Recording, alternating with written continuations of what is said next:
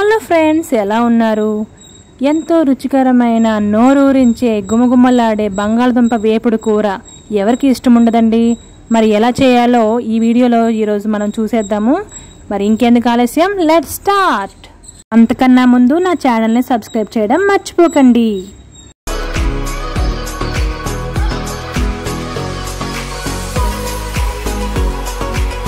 ముందుగా stove on చేసుకొని కళాయిని పెట్టుకొని వేడెక్కించుకోవాలండి.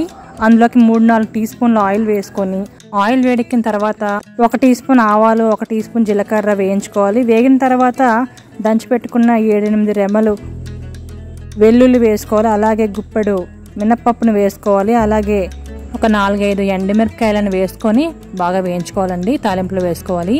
ఇవి వేగే టైంలోగా మనము బంగాళదుంప ముక్కలను రెడీ చేసి పెట్టుకోవాలి. ఒక బౌల్ తీసుకొని అందులోకి నీళ్ళు వేసుకోవాలి.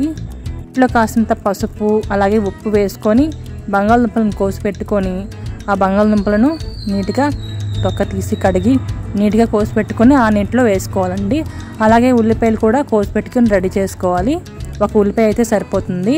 ఇప్పుడు వేగిన ఆ తాలింపులో మనం ఇప్పుడు కోసి పెట్టుకున్న ఉల్లిపాయలను వేసుకొని వేయించుకోవాలి.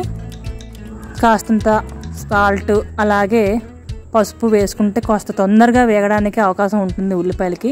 ఉల్లిపాయలు వేగే టైంలోకి మనము ఇప్పుడు పచ్చిమిరపకాయలను రెడీ చేసుకుందామండి.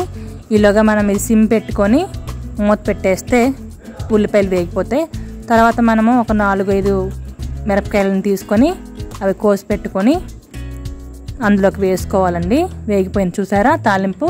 ఇందులోకి ఇప్పుడు మనం కోసి పెట్టుకున్న మిరపకాయలను వేసుకోవాలి. అలాగే కొన్ని కరివేపాకులను కూడా వేసుకోవాలి.